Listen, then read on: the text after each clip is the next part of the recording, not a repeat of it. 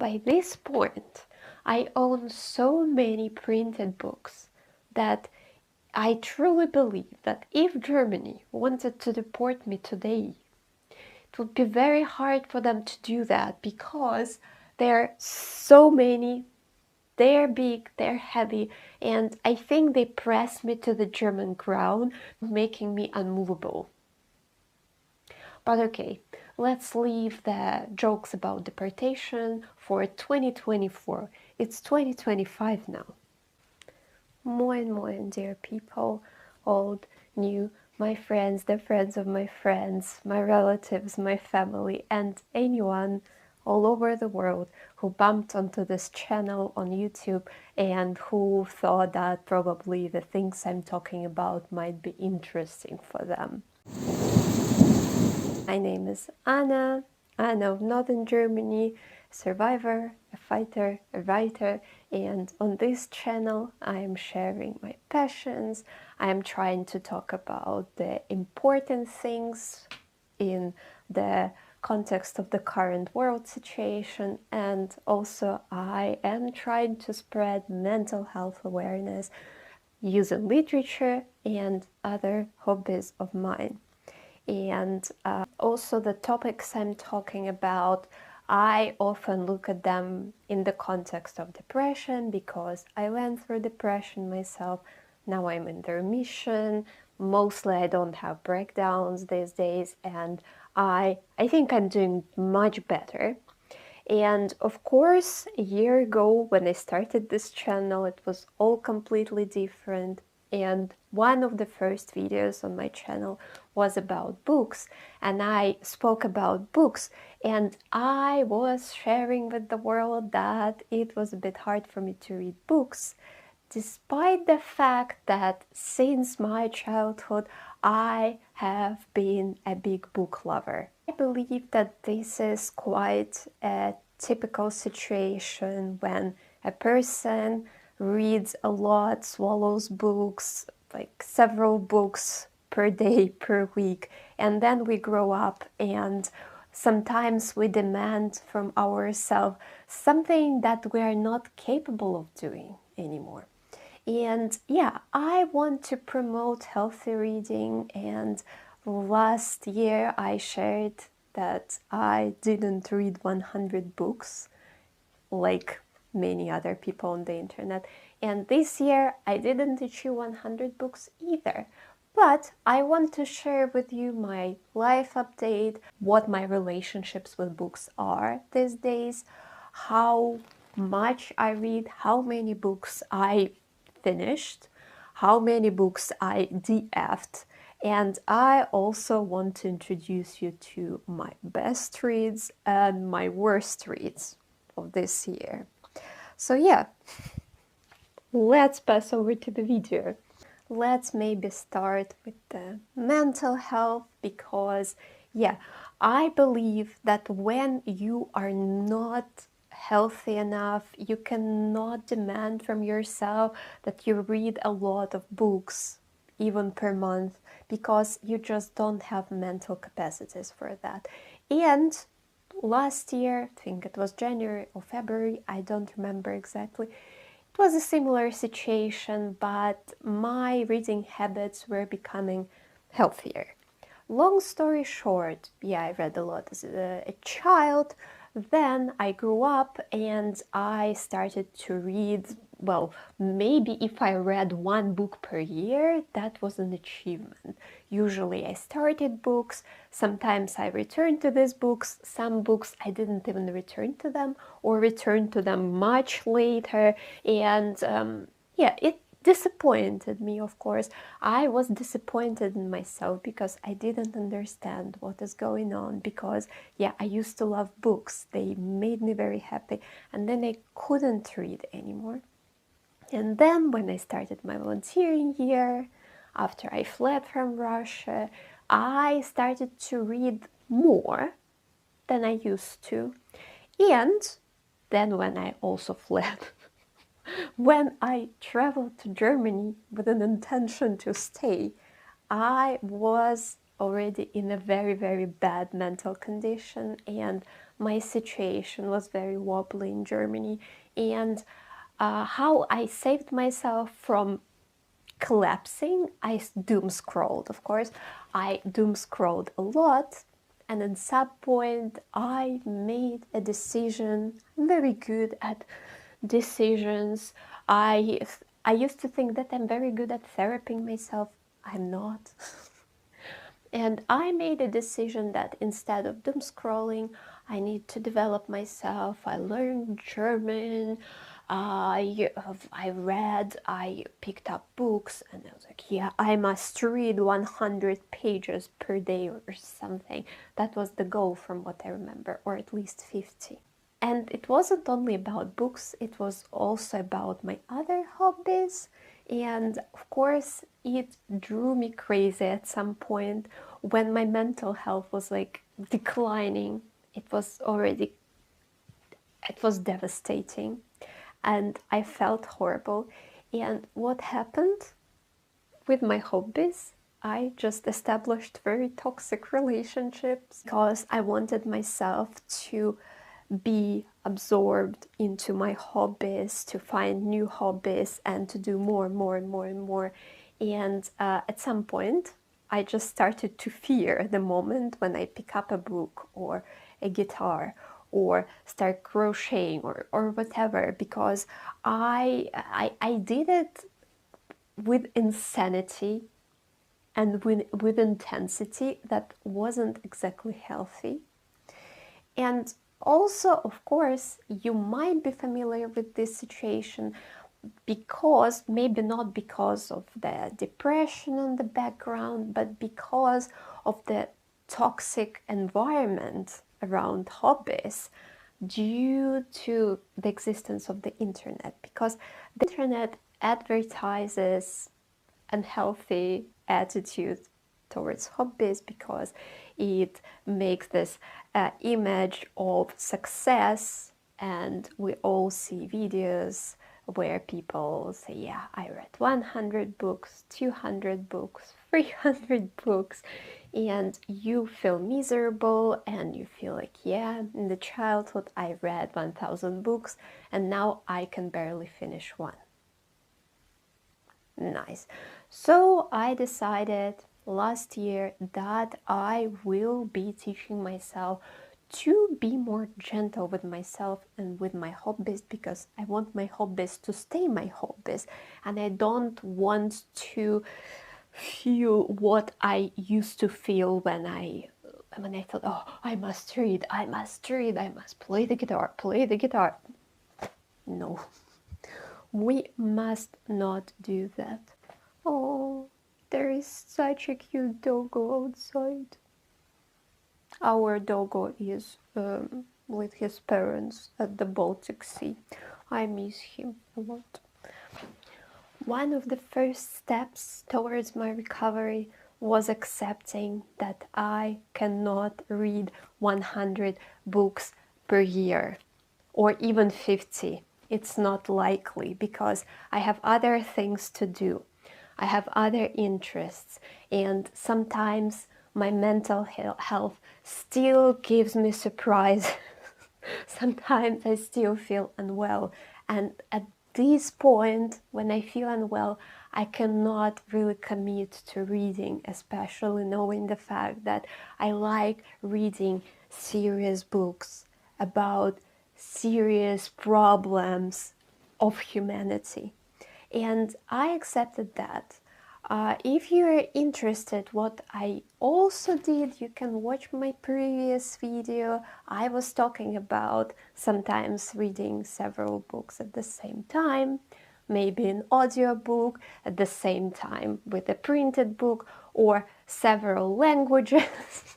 So yeah, that was my way. And there was something else that you can expect that the sound is much worse than now. I'm still not great with sound, and the picture is much worse maybe, and how I speak is also much worse. But if you want, you can watch this video. I was explaining what I was doing to establish my healthier routine. So passing over to books, to my statistics, I use Storygraph. I don't use Goodreads. I can assume that Goodreads maybe is better, but I don't want to support Jeff Bezos. Although, yeah, I understand why people use Goodreads, but I try to use Storygraph and it doesn't matter. And in 2023, I finished the year with 21 books. And 2024, pam pam, 31 books. Of course, I didn't list all the books. Not every book was marked on the app. For example, Natural Magic, the Witchy book, or the comic books of The Witch that I showed in autumn in my Season of the Witch series, or the books of poetry, Sylvia Plath, Ariel. I didn't include those to the list. So, but even then, it would be like 35, maybe 36-ish. But I don't really think that I could have achieved more than 40. This is the realistic number, like the top realistic number. We will see what it is going to be in the next year. But yeah, so far it is what it is. 31 books read. I started strong. I started with The Last Family in England by Matt Haig. It's lying somewhere there. And the last book that I finished in December was written about Maria Montessori. She was an educator, one of the first women who had a degree. She also had a medical degree, and then she had another degree as an educator. So a very fascinating woman. The book was okay, so la la, as my teachers, the German course used to say. So yeah, those were my first and my last. My best months for reading, surprisingly, were February, March, and what else? It was in August. And by a successful month, I mean that I finished 4 books or so, but mostly it happened because, for example, in August I had a vacation, kind of, and when I have a bit of free time, I tend to finish all the books that I had begun. So if I had begun 4 books in the course of 3 months, on the 4th month I tend to finally finish them. That's why it might look like, yeah, 4 books per month. And it's a bit strange that February is a top month for me because from what I remember, a lot was going on. In February I had health problems, and also on the 16th of February Alexei Navalny died, and I had massive relapse in my depression. But somehow February is listed high. My worst months, May, the month when I was recognized as a refugee, and then September, when I did the main part of my German course, and also December because I was exhausted in December. Now let's talk maybe about the ratings, my best books, my worst books. I will not talk about all of them, of course, but I will talk about the ones that I rated the highest. In particular, I'm going to talk about one book, about the lowest, and also the only book that I DF'd, that I didn't finish. For me, it's a big step. I will explain why. And first, I will quickly introduce you to my system of rating because it's a bit bizarre, I must say. First of all, I am a very picky reader. It's not likely that I will go to a shop and pick a random book from a shelf if I have never heard about this book. Also, there are sections that I prefer not to look into.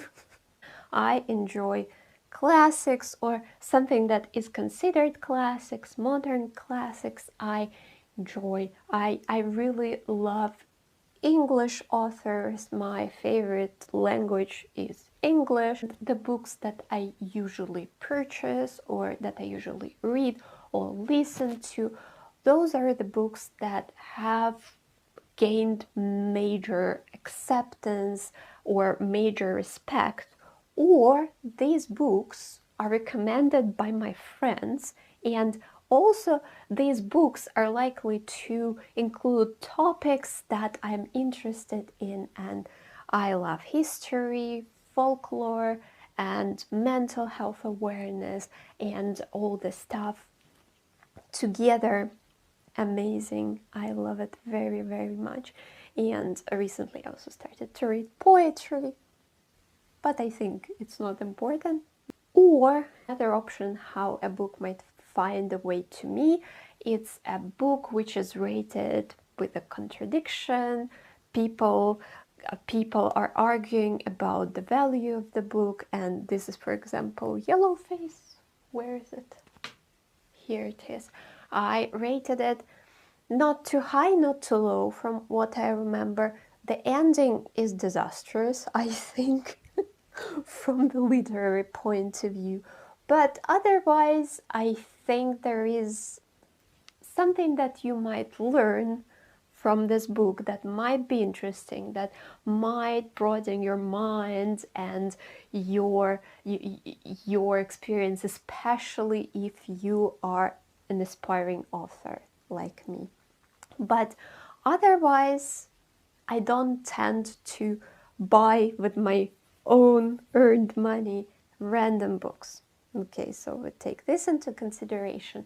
And for me, a good book, language, for example, is important, but it's not like the top criteria, because I know that sometimes people, well, English is not their native language. For example, English is not my native language, and I still believe that a non-native can write a high quality book in a foreign language. A book that I rate 5 stars, something that shifted something in my soul, something that changed my perspective, something that forced me to think about something, especially during the prolonged period of time. What is also important for me, the author's personality behind the text. That's why one of my least favorite Russian authors is Leo Tolstoy. If you feel like a writing routine with a fragrance of hate, let me know. With 5 stars should have absorbed me. And the atmosphere, I value the atmosphere a lot. The books that I rated 5 stars this year, there are classical books, so I'm not going to introduce you to The Bell Jar or to The Lighthouse, because they are worldwide accepted and we know that they're genius. But what I want to introduce will be the book which is called Schwarze Häuser. I think if we translate it from German into English, it is going to be called The Black Houses. And it was one of the most emotional, one of the most memorable reads through the whole year for me. I read it sometime, maybe in February, and it is from a German author, so unfortunately, from what I know, it wasn't translated into English. So can recommend you if you're either a German speaker or if you are learning German. It's a kid's book. It's considered to be a kid's book, but for me there is no division into, yeah, this is young adult, this is a kid's book, that means that it's not valuable, it doesn't matter, I don't want to read it, and I cannot give 5 stars to this book. No, not at all. This book is about children and their friendship established in 1970s, in a special house which is situated on the North Seashore. And this house is supposed to be a rest house or like a special treating house for weak kids or the kids who have some health problems, who are underweight, etc., etc., and who are supposed to improve their health in the conditions of this house. But at the same time, what happens, and this is a real story. The story is based on several real cases from what I heard from my friends. Children were sent to these houses and they were pretty much mistreated. So children who came to cure basically have to survive. And these all with the North Sea on the background. The North Sea, I see it in my dreams. I really want to visit the North Sea because the North Sea is harsh and very unforgiving. But okay, you would ask me, if this is how you rate the books that you read 5 stars, how do you choose the books that were the worst? And I can explain this to you. I think because I'm a picky reader, it doesn't happen too often, but it still happens. And I believe that if while reading the book, I mentally exclaimed, "What the heck?" more than 5 times, well, this book is going to be rated very low. I can expect that.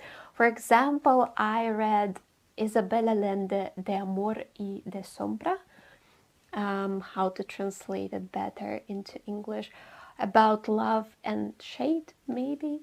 I can check it out. And I think I didn't reach the point when I exclaimed, "What the heck?" more than 5 times.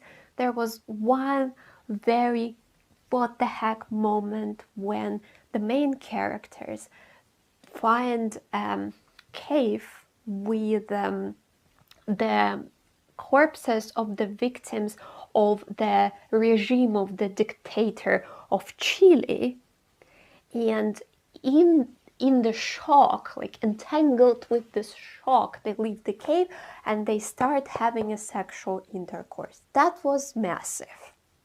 That was immense, but still, well, not that many what the heck to rated 2 stars. What was rated 2 stars?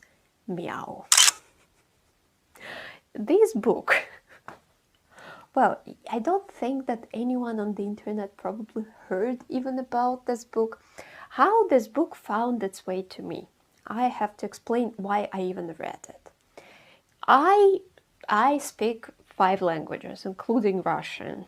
Russian is my native language. And one of my favorite languages is Spanish. I learned it by myself. I'm fascinated about Spanish. And one of the ways how I maintain my languages, because I don't speak Spanish every day, obviously, I enjoy reading the literature in the language.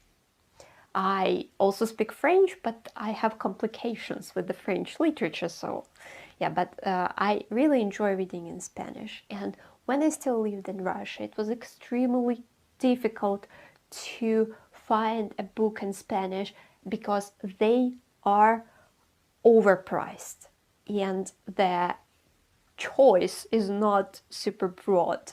If you want to buy a book in Spanish, for example, this book, An Ángeles Caso contra el Viento. This is my book. I bought it. It cost in euro 15 euro. It's paper. The quality is not super high, and it is much more expensive if we think about this ratio euro to ruble. It cost insane money in 2021, and the book Meow I bought in St. Petersburg. It was on a discount. It was a bit damaged, and I thought, yeah. And my friend, she also encouraged me. She said, like, where would you find a Spanish book for 300 rubles?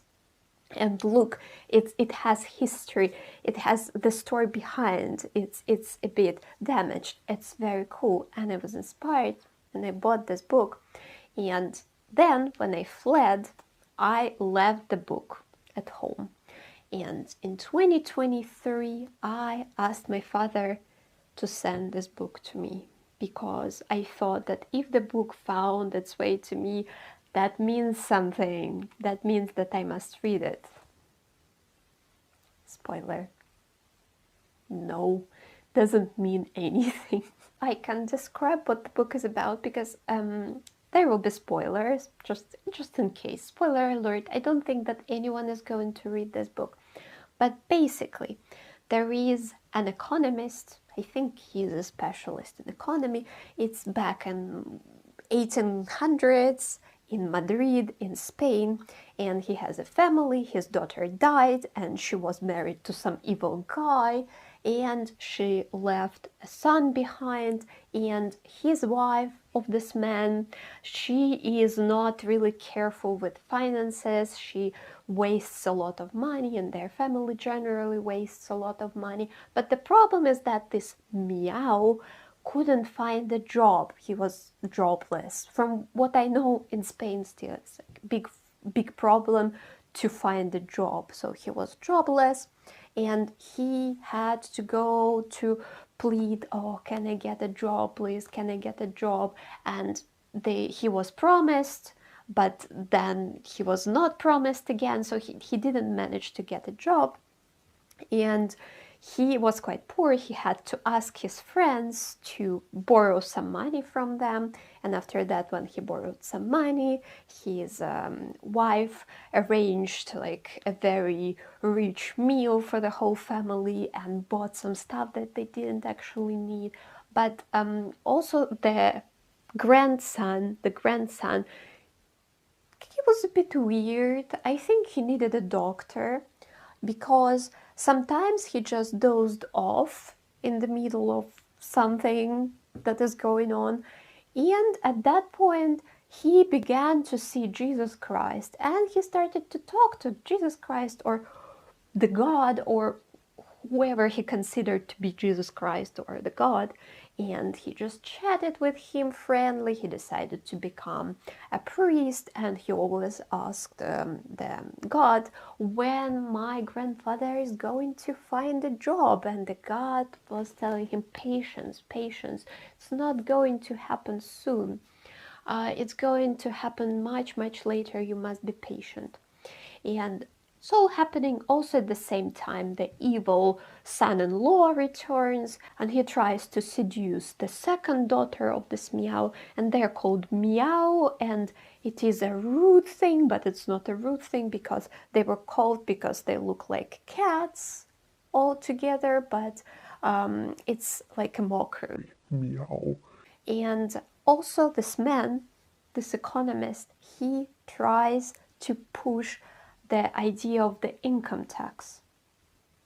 And eventually the income tax is stolen from him, the idea, and he's still not employed. And then he shoots himself. And that's literally it. Well, I didn't have high expectations when considering this book, because I mostly read it for the sake of the language.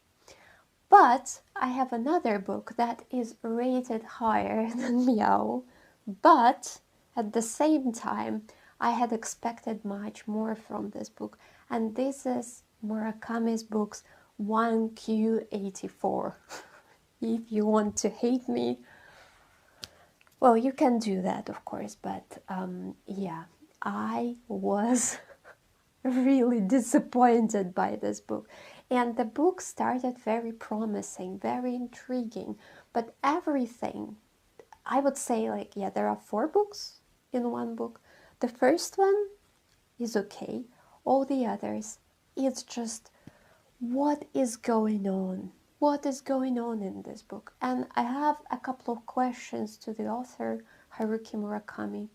And the first question is going to be, why the main character, the female main character, is such a caricature.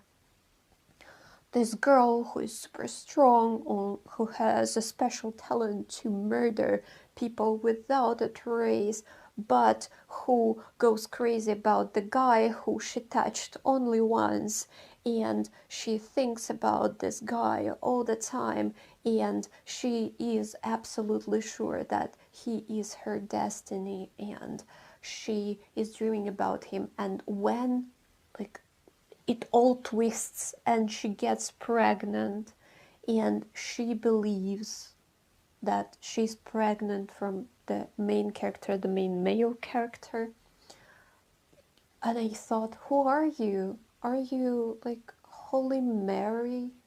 What is going on? Like, where do your conclusions come from? Where do you derive these amazing conclusions? Like, the logic behind her actions is just absent. Another question, I think that is going to be the most important question related to this book. Why is the most sexualized character of this book is a 17-year-old who has no periods? Why? And the third question is about the main male character, if I can even say main male character, because this character has no character at all. Why is he so inert? Why is he so passive? He's literally doing like nothing for the book to end as it ended. He was so annoying, he was so passive, he was so blank. I really wanted to slap him into his face.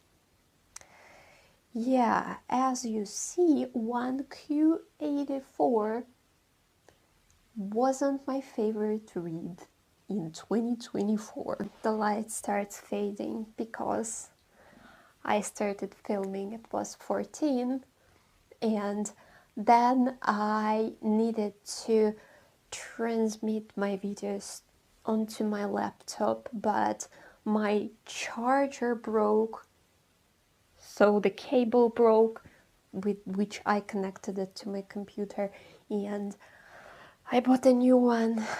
But with every new cable, the quality becomes worse and worse and worse, and I just managed to transfer the videos only with the help with my old cable, and I had to twist it like this. I lost 30 minutes like this, and soon the sun is going to set. So yeah, let's talk about the one that I DF'd. That was the worst one, because all the others I still managed to finish. And it's not typical for me to DF books. I'm trying to teach myself to DF books because, well, life is short, books are many, and there is no reason why you or me have to waste our precious time on the books that we don't enjoy. Still, I step on this rake, as we call it in Russia, again and again, and it hits me into my face. But okay, I realized that it's easier for me to DF the books that I didn't buy with my own money. And I borrowed the book from my friend's bookshelf, Oran Pamuk, La Vie Nouvelle, or The New Life, and there was also a problem because it was the only book that I tried to read in French, and yeah, I didn't finish it, so no French book in my list, on my list for the past year. Yeah, I just have difficult relationships with everything that is written or translated into French. I just don't manage. Somehow, I don't know, maybe I just don't like the language, but the story written, it was madness. It was even madness on a different level, not even like Murakami's madness, because Murakami, well, he still creates the world, he builds it up in a very talented way. I cannot argue with that. But this one, I'll also describe it shortly. This book is about a man, a young man who saw a girl reading a book, and then he decided to read this book too. And after reading this book, some new world opens to him, and this new world opens to everyone who managed to finish this book and managed to understand what is written in this book. And he is deeply in love with this girl now, although he basically almost didn't talk to her, didn't interact with her, but they read the same book, and now they both know something that people don't know. And he calls her my angel, and from the number of the phrases, of this phrase pronounced, my angel, at some point the wave of hysteria started to cover me, because my mon ange, I wanted to hit this man. Of course, he's 20 years old, and he's a maximalist, like we all were, possibly. And the thing is that the girl loves another guy who also read this book, but he already experienced the negative consequences of this book, because the book is very dangerous. But he's still ready to sacrifice, and the girl disappears, and the main character, he sets on a search, and how he's traveling, it's written like a feverish dream. And I think he ends up by finding the girl. I think they got into a car crash like 1,000 times, and it was so bizarre. I don't say that my French is amazing, but from what I read, like reviews on this book, plus or minus, I grasped the idea. And they found out that there is a meeting of these people who read this book and understood something. And I think at that point, I gave up. I just thought, no, no. And I'm an annoying ass author myself. And sometimes when I read a book, which is like, sometimes books have potential, and I feel like, yeah, this book could have been improved if the author considered this topic of the manipulations that religion provides us with, or the danger of cults, or the danger of sects, and especially when we talk about young people, because when we're young, like teenage years, 20 years old, we sometimes tend to think that we understood something, we comprehended something that other people didn't grasp yet, and we start putting ourselves a bit higher than the others. And yeah, I think young people are often selfish, and this is just a period, it's normal. And if he looked at it from this point of view, it might have been an interesting perspective, but from what I understood, it's not that. It's just not that. And yeah, I have actually a recommendation for you. If you're interested in the topic of the religious manipulations, how people are involved into some fishy activities, finish The Bright Flag, the play by Svetlana Petrichuk and Evgenia Berkovich. It's an amazing play. It is in Russian, but it's on YouTube with English subtitles. Unfortunately, both creators of this play, who staged this play, they are political prisoners in Russia. But the play is about women who are tricked into the Islamistic countries because they fall in love with people who they don't even know, and they follow these people into these Islamist countries. It's an amazing play. If you want to get into this topic, don't read Orhan Pamuk, maybe watch this play with the English subtitle.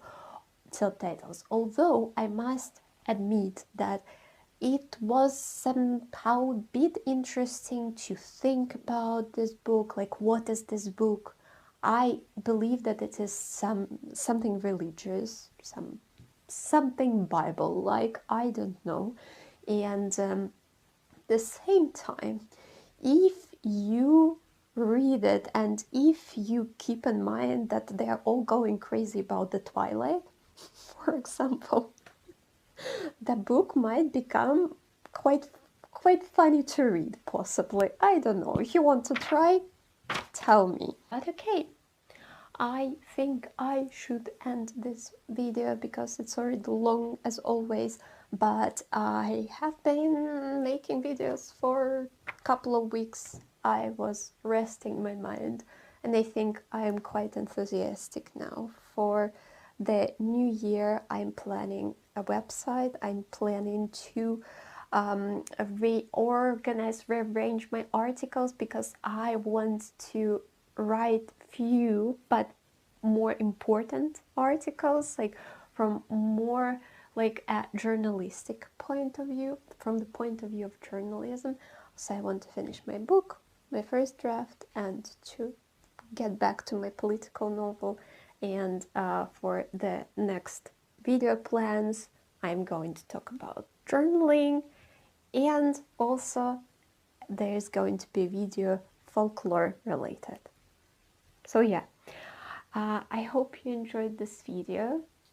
You can share the books that you really, really liked or hated in 2024. And yeah, remember, don't be afraid to DF books, or if you didn't like the book and everybody adores that, that's also normal. You have a right to read whatever you want. And yeah, in the new year, I wish you to be healthy, happy, and I would say I hope there is going to be no wars, but knowing the humanity, there is of course going to be a war or two or even several. So the main thing is to stay human. If I stay human and you stay human, even one person who watches this, it's already great, I believe. Yeah. So, from my northern Germany, from the fading daylight, I'm sending you love, love, and peace, peace. Tschüss.